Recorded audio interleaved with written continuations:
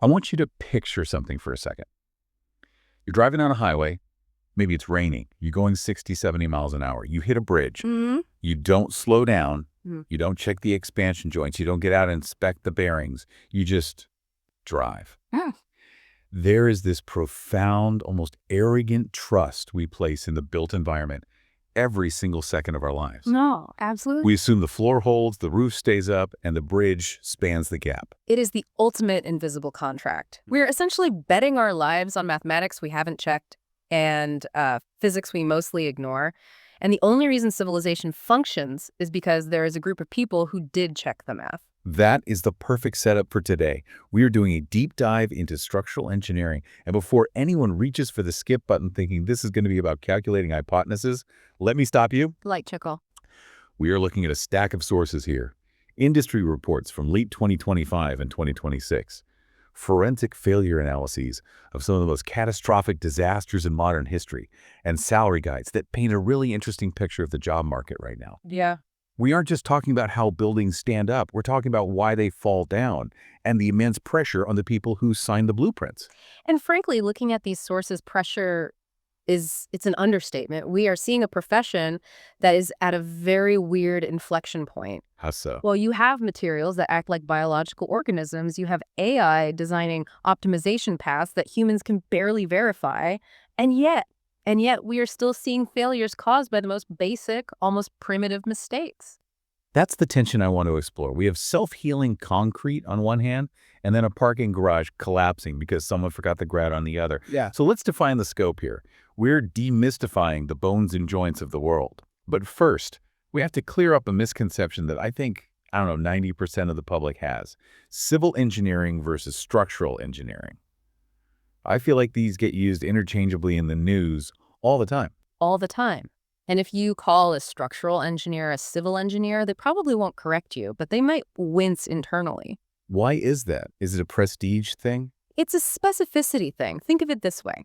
Civil engineering is the medical field. It's the broad umbrella. It covers everything from how water gets to your tap, to how traffic flows through a city, to how we grade the dirt so a neighborhood doesn't flood. Okay, the whole system. It's the infrastructure of civilization. Structural engineering is orthopedics. Okay, so they are the bone doctors. Precisely. The civil engineer might decide where the bridge goes and how it connects to the highway system.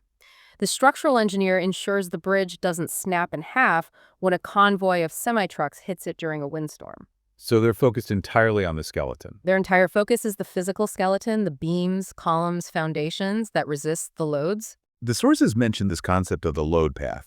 It sounds like a philosophical concept, but it's just physics, right? It is the single most important concept in the discipline. I mean it. If you take nothing else away from this, understand the load path. Gravity is relentless. It's always pulling everything down. Always. The structural engineer's job is to create a continuous journey for that force. The snow pushes on the roof pushes on the trusses push on the walls push on the foundation, and the foundation spreads it into the earth. And if there's a gap, a break in the chain, Gravity finds it. And usually gravity wins. If that path is interrupted by a bad connection, a missing bolt, a rotten beam, the structure fails, period. this brings us to the big three principles that kept popping up in the research: strength, stability, and serviceability. Now, strength feels intuitive.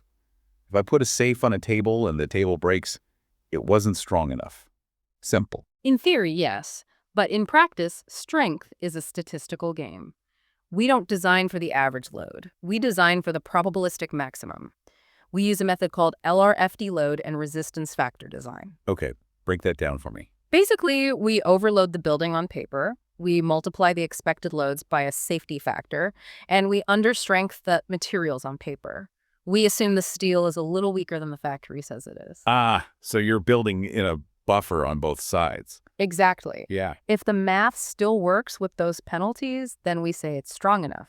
So you're rigging the game against yourself to be safe. We were hedging against uncertainty. Because maybe the steel has a flaw, maybe the contractor added too much water to the concrete. Strength is all about capacity. Okay, so that's strength. Stability seems like it would be the same thing, but the sources treat it very differently. Oh, very different. You can have a column that is incredibly strong. You could stack the Empire State Building on top of it, and the material itself wouldn't crush. But if that column is 500 feet tall and, say, 2 inches wide, what happens? It bows out like a spaghetti noodle. Exactly, it buckles. Mm-hmm. That is a stability failure. The material didn't fail. The geometry failed. The structure moved to a point where it could no longer maintain equilibrium. And that's the nightmare for a skyscraper. It's the nightmare scenario for tall, slender buildings. You aren't worried about the steel crushing. You're worried about the whole system toppling or buckling globally. And then the third one, which I found the most fascinating from a user perspective, serviceability. This sounds like it's about whether the toilet's flush, but it's actually about how the building feels, right? It's all about the user experience. A building can be perfectly safe. It has plenty of strength and stability.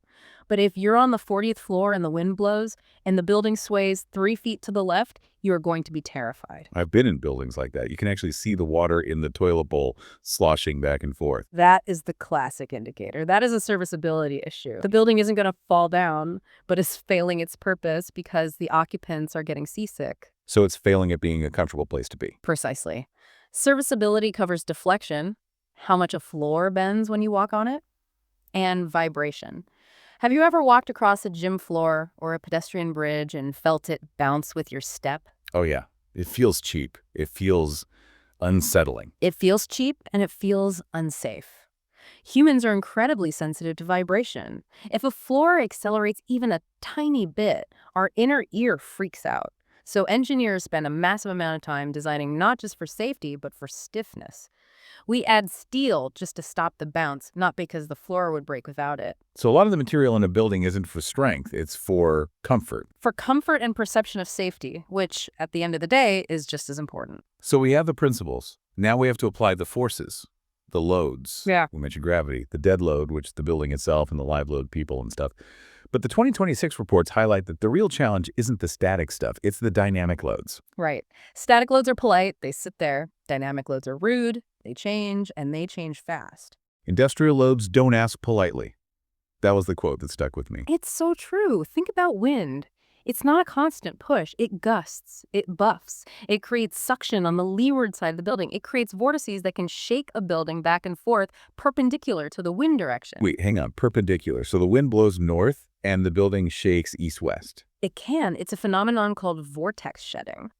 As the wind flows around a tall building, it creates these little whirlpools of air on either side that peel off one at a time. That peeling off creates a side-to-side push. Wow. And if the frequency of that push matches the natural frequency of the building, you get resonance. The building can literally shake itself apart. Like the Tacoma Narrows Bridge. The classic example. And then you have seismic, earthquakes. That is a whole different beast. Gravity pushes down, earthquakes push sideways, and they push hard. It's an inertial force, the ground moves, and the building wants to stay put, so it gets whipped. It's like standing on a rug and someone yanks it out from under you. Perfect analogy. And if you are stiff and rigid, you fall on your face. You break. If you are flexible, you might stumble, but you stay up. That brings us neatly into materials, because how you handle that rug yank depends entirely on what you built your house out of. Okay, let's get into the material world. Section 2. We generally rely on the Holy Trinity: steel, concrete, and timber. But looking at the supply chain data for 2026, the way we use these is changing. Let's start with steel. Steel is the high-performance athlete of materials. It has high strength, yes, but its superpower is ductility. Okay, explain that for the non-engineers. What is ductility? Ductility is the ability to deform without breaking. Imagine a paperclip. You can bend it back and forth, and it stays in one piece for a while. It stretches. Glass, on the other hand, is brittle. It takes a load, and then bam, it shatters. No warning. Zero warning. In an earthquake, you want your building to be a paperclip, not a glass base. You want it to bend. That feels wrong. You need it to bend. We actually design steel buildings to damage themselves in a controlled way during a massive earthquake. We want the steel beams to yield, to stretch permanently, because that stretching absorbs a huge amount of energy. It acts like a fuse in an electrical circuit. So I see a building after an earthquake, and the steel is all bent and warped. The engineer looks at that and says, "Great job." Exactly. The engineer says, it didn't collapse. It sacrificed itself to save the people inside. That is a success. That's a total paradigm shift for me. Yeah, compare that to concrete. Yeah. Because we use concrete for everything, but it seems like it has this one fatal flaw. Concrete is the workhorse. It is fantastic in compression. You can stack incredible weight on it. It's cheap. It's formable. You can pour it into any shape. It's fire resistant. But its flaw, as you said, is tension. It cannot handle being pulled apart. Its tensile strength is basically zero. Which is why we put the steel bars inside it. Yeah. Reinforced concrete, the rebar. Right. It's a symbiotic relationship. The concrete protects the steel from fire and rust and handles all the compression. The steel handles all the tension. But, and this is a big but, it's a ticking clock. What do you mean? Concrete is porous. It's not a perfect shield. Over time, carbon dioxide and water from the atmosphere penetrate the concrete, a process called carbonation. When that chemical front reaches the steel rebar, The steel rusts. the steel rusts. And here's the critical part. When steel rusts, it expands. It occupies more volume than the original metal. That expansion creates massive internal pressure, and it literally pops the concrete off. It's called spalling. So it destroys itself from the inside out. It's the cancer of modern infrastructure. You see it on every old overpass. We're definitely going to see that cancer in action when we talk about the Morandi Bridge later. Yeah. But I want to pivot to the third player, which is having this massive resurgence, timber. And not just 2x4s for suburban houses. We are talking about skyscrapers made of wood. Is that real? Mass timber. It's very real. Cross-laminated timber, or CLT. This is the darling of the sustainable design movement right now. You take layers of wood, glue them together at 90-degree angles, and press them into massive panels. So it's like super plywood. It's like plywood on steroids. These panels are essentially as strong as concrete for many structural purposes, but they're much, much lighter. But fire. Yeah. I mean, come on. The immediate public reaction to wooden skyscraper has to be the towering inferno. It's a natural reaction, but the science is counterintuitive. Mass timber doesn't burn like a pile of logs, it chars. Chars. Yeah. If you expose a thick beam of CLT to a fire, the outside layer burns and turns into charcoal. That tar layer actually insulates the wood inside. It protects the structural core. So it creates its own fireproofing. In a way, yes. Steel, on the other hand, gets soft in high heat. If you don't fireproof steel with spray-on material, it turns to spaghetti around 1,000 degrees Fahrenheit. Wood actually maintains its structural integrity for a surprisingly long time. Yeah, it is fascinating. The wood builds its own fire shield. Exactly. And combined with the sustainability aspect, locking up carbon in the building rather than emitting it by making cement, it's going to be a dominant force in the 2020s and 30s. Before we leave materials, I have to ask about the science fiction stuff in the report. FRP and self-healing concrete. Are these actually being used, or is this just lab stuff? Oh no, FRP fiber reinforced polymer is absolutely in use, especially for retrofitting. Think of it like a high-tech ACE bandage made of carbon fiber. Okay, an ACE bandage for a building. Let's say you have a concrete column in California that was built in the 70s. The building codes back then didn't require enough rebar to handle the big earthquake we know is coming. Right. You can't easily put more steel inside the concrete now, but you can wrap the outside of the column in this FRP fabric and glue it with epoxy, Like a corset. a structural corset. It confines the concrete. When the earthquake hits and the concrete wants to crumble and expand outward, the FRP holds it all in. The data in these reports shows it can increase the shear capacity, the resistance to sliding by 25% or more. It's a game changer for saving old buildings. And the self-healing concrete. That sounds even crazier. That is newer, but it's scaling up. It uses bacteria. Bacteria in concrete. Yep. You embed capsules of specific bacteria and a food source like starch into the concrete mix. They sit there dormant for years, maybe decades. But if a microcrack forms in the concrete, water gets in. And the water wakes them up. The water wakes them up. They start eating the starch and excreting calcite, which is Right. basically limestone. They fill the crack with stone. So the building literally heals its own wounds. It's not going to fix a giant structural break, but for those tiny little microcracks that let water in and start the whole resting process, it seals them up automatically. It could extend the lifespan of a bridge by decades. That is wild. We are essentially merging biology and civil engineering. We are. And we need to, because the maintenance backlog on our infrastructure is impossible to manage with human labor alone. We need materials that can take care of themselves. Speaking of managing complex systems, let's talk about how these things get designed in the first place. Section 3, the digital revolution. I think there's this romantic idea of an architect leaning over a drafting table with a T-square. but looking at the industry reports, that is dead. So, the drafting table is a museum piece. Today, it is all about BIM building information modeling. And I want to be really clear. BIM is not just 3D drawing. SketchUp is 3D drawing. BIM is a database that happens to look like a building. Explain the difference. What do you mean a database? In a 3D drawing, a line is just a line. In BIM, that line is a beam. The model knows it is a W24 by 60 steel beam. It knows its weight, its material grade, its cost, its fire rating, and its lead time for delivery. It's an intelligent object. It's a very intelligent object, and most importantly, everyone is working in the same model. The architect, the structural engineer, the mechanical engineer, the plumber. The single source of truth. Right. In the old days, I would have my drawings, and the HVAC guy would have his. I put a beam here, he puts a massive duct here. We don't realize they occupy the same physical space until we are on the construction site and the contractor is yelling at us because his duct won't fit. And that costs a ton of money to fix on site. Massive money and delays. Clash detection in BIM solves this. You run a script and the computer generates a report highlighting every single spot where a pipe hits a beam or a wire conduit hits a wall stud. You fix it on the computer screen where it takes 5 minutes instead of on the site where it takes 5 days and a blowtorch. The sources say 86% of projects using BIM report savings. That's a huge number. It's transformational. It's moving problem solving from the field where it's expensive to the office where it's cheap. The other big digital tool mentioned is FEA finite element analysis. This is the Minecraft physics you mentioned in the pre-show. Chuckles. It is physics-based Minecraft. Sometimes you have a shape that is just too complex for hand math, a curved stadium roof, or a really weird connection node with beams coming in from all angles. You can't just use a formula from a textbook. No. So FEA takes that complex shape and breaks it down into thousands or even millions of tiny tetrahedrons or cubes. We call them finite elements. And it calculates the stress on each little cube. Exactly. It calculates how each cube pushes and pulls on its neighbor. It solves a massive system of simultaneous equations. And the output is usually a color map.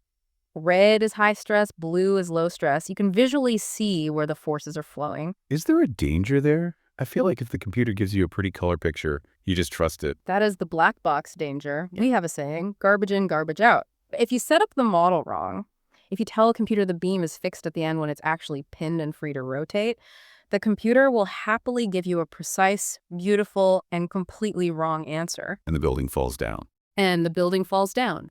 The engineer's job has shifted from doing the math to verifying the model. You have to look at that color map and use your intuition, your experience, and say, does this make sense physically? Does the stress flow where my gut says it should? If you lose that intuition, you are dangerous. And now there's this next evolution, digital twins. This sounds like something out of science fiction. It's the logical extension of BIM. You build the physical building and you have the BIM model. A digital twin connects the two in real time. How? With sensors. IoT, Internet of Things. You embed strain gauges, accelerometers, temperature sensors all over the real building. That data is constantly streamed back to the digital model. The model is a living replica of the physical structure. So you can see stress changing in real time on your screen. In real time. A heavy truck goes over the bridge and you see the stress spike in the girders on your laptop. It's called structural health monitoring, or SHM. It detects deterioration early. Instead of guessing when to maintain a bridge, the bridge tells you when it's stressed or when a bearing is starting to corrode. That intuition, that gut feeling, that's usually built on experience.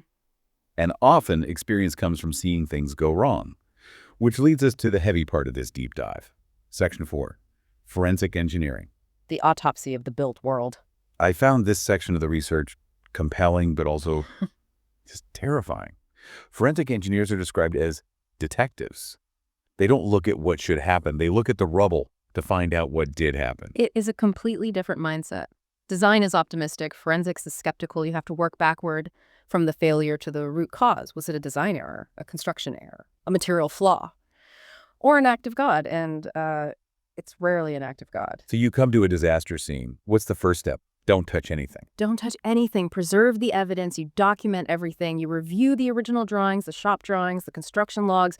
You're looking for discrepancies between what was designed and what was actually built. Then you form a hypothesis and you test it, just like the scientific method. Let's talk about a specific case.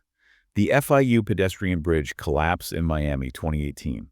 This was a tragedy that killed 6 people. And looking at the forensic reports, It seems like a cascade of errors, but it centered on a specific node, a specific joint. It did. This was an accelerated bridge construction project. They built the main span on the side of the road and then moved it into place to minimize traffic disruption.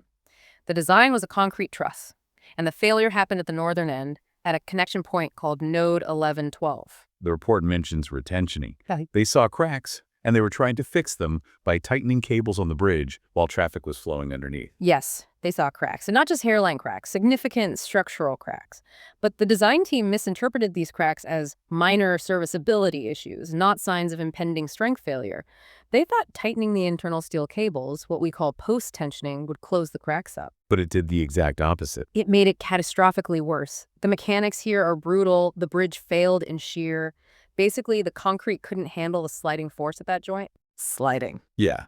The connection between the diagonal member of the truss and the horizontal bridge deck is something called a cold joint, where two different concrete pores meet. That interface relies on friction to hold together. Like two pieces of sandpaper rubbing against each other. Exactly. We call it shear friction. You need roughness there. But the forensic analysis found that the design calculations for that joint were wrong.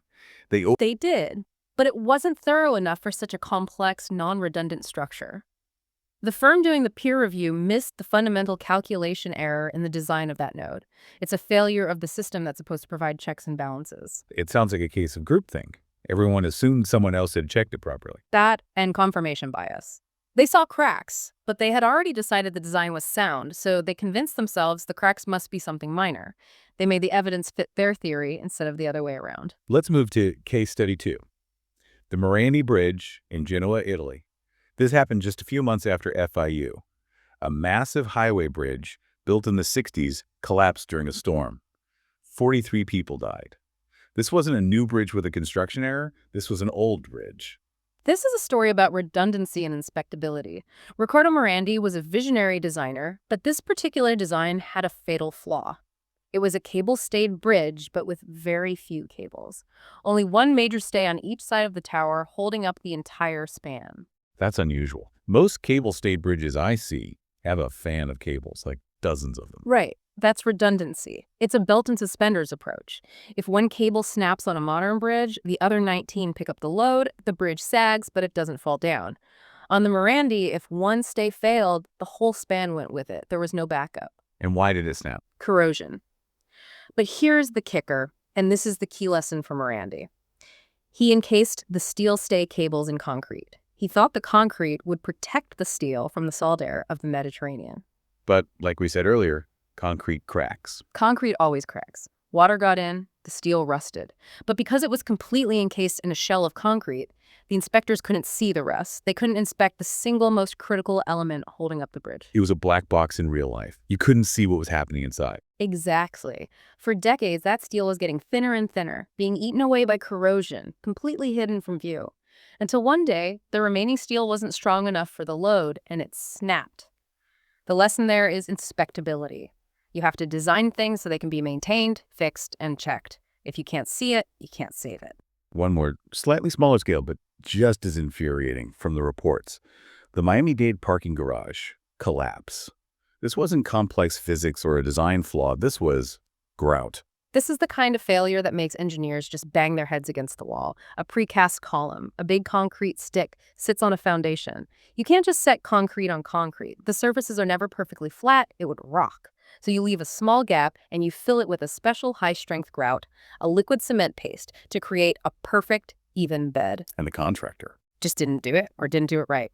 The forensic investigation found the column was essentially sitting on a few shims or a high spot of concrete. The entire load of that section of the garage couldn't spread out over the foundation. It concentrated on a tiny point, the stress skyrocketed, and the column literally punched right through the foundation slab. That feels like pure negligence, not an error, just not doing the job. It is an execution failure. You can have the best design in the world, the best computer model, the most rigorous peer review, but if the guy on site doesn't mix the grout properly, gravity wins. It highlights the importance of construction oversight. This transitions perfectly to the people. Who are these people that sign up for this level of liability? Section 5, the career path. I think a lot of people assume engineers just graduate and start building bridges, but the licensing process sounds Well, it sounds like a hazing ritual. It is a gauntlet, and frankly, it should be. Yeah. You start with university, a bachelor's degree, but now a master's is becoming the de facto standard. Then you pass the FE exam, the fundamentals of engineering, to become an engineer in training. Okay. Then you work for 4 years under a licensed professional engineer. They mentor you, they check your work. Then you are eligible to take the PE exam, the professional engineer exam. But for structural engineers, specifically in places like California or Illinois, which have high seismic risk, the PE isn't enough. No. If you want to design critical structures like hospitals, schools, high-rises, you need the SE, the structural engineer license. That's true. This is the gold standard, and it is notoriously difficult. In the U.S., it used to be a 16-hour exam over 2 full days. 16 hours, that's not a test, that's an interrogation. It covers everything: bridges, buildings, seismic design, wind design, wood, concrete, steel, masonry. You have to design entire lateral force-resisting systems by hand with a calculator and a pencil. The pass rates are often abysmal, sometimes as low as 30–40%. And the UK has a similar horror story. I read about this I-Struct-D exam. The Estruct Chartership exam, it's legendary. It's a single 7-hour design exam. You walk into a room, they give you a brief. Design a grandstand for a stadium on this terrible soil with this wind load, and you have only a pencil and paper. No computer. No software at all. Nothing. You have to develop 2 distinct, viable structural schemes, choose one, and then design it. You have to draw the plans, do the key calculations, and write a letter to the client explaining why it won't fall down, all in 7 hours. Why do they still make them do it by hand in 2026? Because if you can't do it by hand, you don't truly understand the first principles. It filters out the people who just know how to plug numbers into software.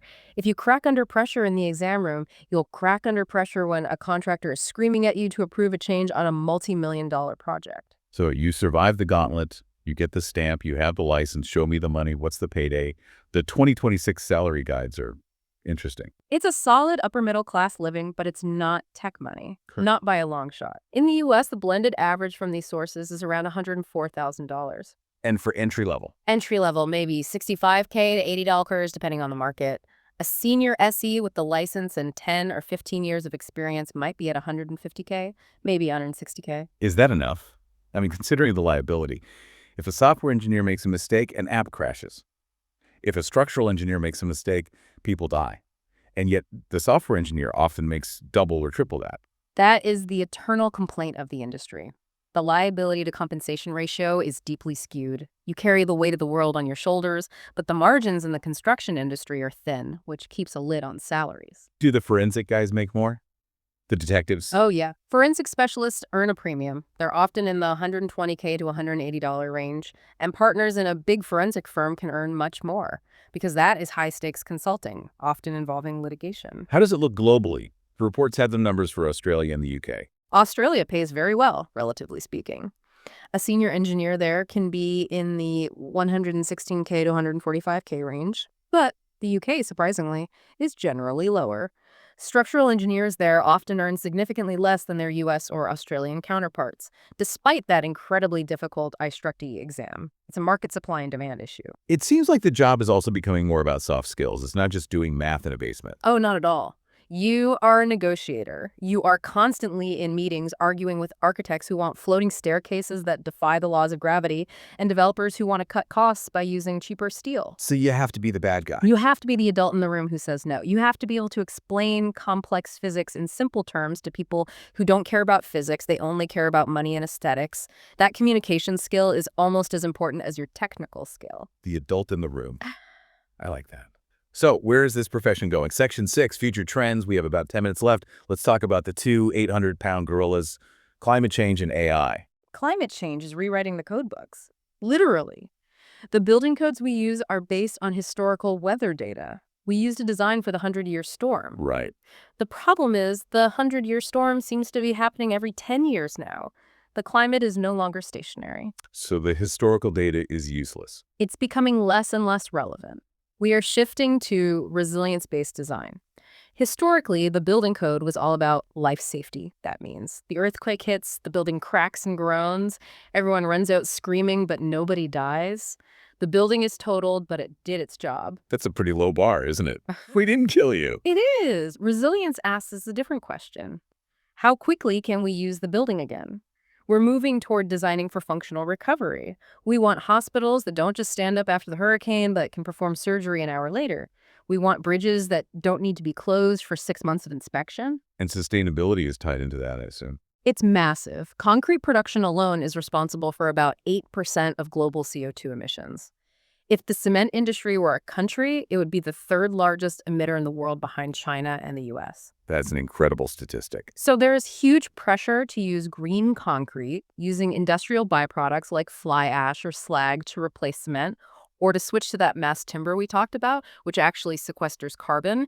We're now doing life cycle assessments, calculating the carbon footprint of a building from construction all the way to demolition. And finally, the robot.ai. Oh.